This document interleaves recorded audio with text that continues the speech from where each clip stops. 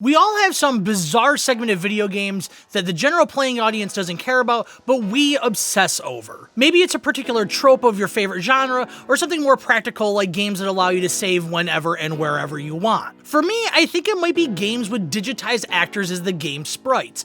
Most people are immediately going to jump out and say, hey, you're thinking of Mortal Kombat, but for me, I'm thinking of games like Pit Fighter and Tattoo Assassins. It's a technology that instantly dates the game to the 1990s. One look and you pretty much know exactly what you're in for. It's pretty rare for a game with digitized sprites to be good, despite nothing inherently being wrong with the game's technology. It's just, for some reason, over time, games with digitized sprites have become tantamount with being awful games. If you look at Wikipedia's list of games with digitized sprites, some great games jump out like NBA Jam, Revolution X, and the Cruisin' series. I tend to gravitate towards games with like full motion video, similar to your standard fare on the Sega CD, or games with digitized actors having been filmed now being plopped into the game. It's weird and I don't even really understand my obsession with it. So on today's episode of Push Start Quick Hits, we're looking at a very polarizing beat 'em up, Guardians of the Hood.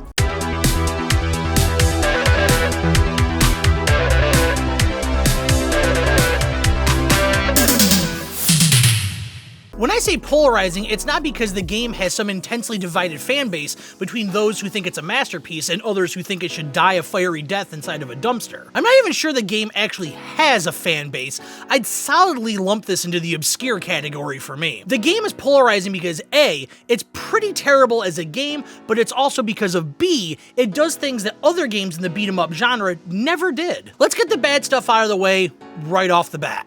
My biggest complaint with the game is that it suffers from really severe difficulty spikes before the first level is even completed. It's not uncommon for arcade titles to have spikes like that in order to produce more quarters from your pocket. However, it is common for those spikes in challenge to be brute forced out of the way by simply refusing to quit the game. Most arcade games worked on the strategy of, if you put enough money in, you can finish this game. Guardians of the Hood takes that unwritten rule and chucks it right into the gutter. At the end of each level, the game challenges you to a one-on-one matchup against one of the other playable characters. You have to win 2 out of these 3 rounds in order to continue your progress in the game. If you lose, you can't just simply pump another quarter in to push through this section. You have to win those 2 rounds. This isn't the worst idea in the world by any means. It adds depth and challenge to a genre that is notoriously shallow. In fact, part of this concept is absolutely genius, and I'll be bringing it up during the good things I have to say about the game a little later on in the video. However, where this idea runs into its simple demise is that the game is pretty hard to control.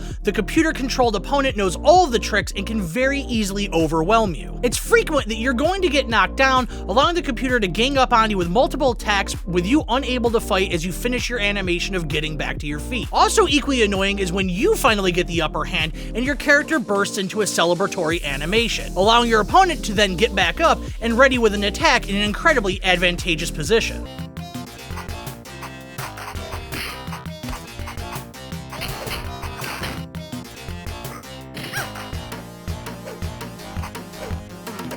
It's fantastic that you can't be attacked while this animation is completing, but like I said, it gives the opponent time to grab a weapon or get in a spot where they can deal major damage, and there's really nothing you can do about it. Sadly, all the footage I captured of my playthrough ends after the second level because I absolutely could not get past that second one-on-one challenge. I tried changing characters, but nothing worked for me. I'm sure if I really sat down and focused I could do it, but this isn't the type of game where you're going to feel rewarded after spending hours and hours with it. So, with all the bad stuff out of the way, let's talk about what makes this game oddly fascinating. It's no doubt a game that was designed to cash in on the success of Pit Fighter and not do much more than try and pull a profit. That doesn't stop it though from having some really interesting concepts that beat 'em up games just didn't have, not only at that time, but to be honest, really ever. This is by far the defining genre when it comes to getting as much money out of a player as possible with giving as little depth as possible in return. What exactly is so special about Guardians of the Hood? The first thing that comes to mind is that each encounter with an enemy feels like a round of a fighting game. It's not as simple as button mashing to make your dial a combo fire off to either defeat an enemy very quickly or just needing to follow up with a hit or two to finish the job. Analyze a game like Final Fight. Aside from boss characters, in Final Fight, most enemies can be defeated within 2 full cycles of the game's built-in combo for each character. Enemies don't take a ton of hits to die in Guardians of the Hood,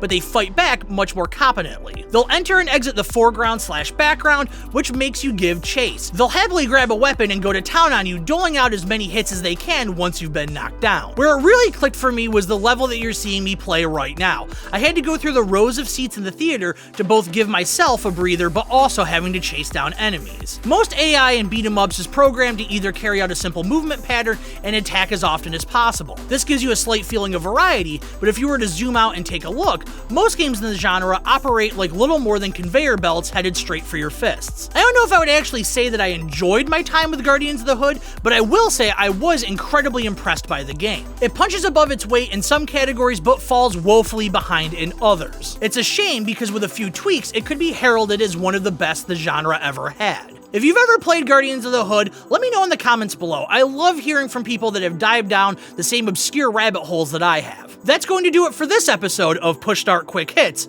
I'll see you in the next one.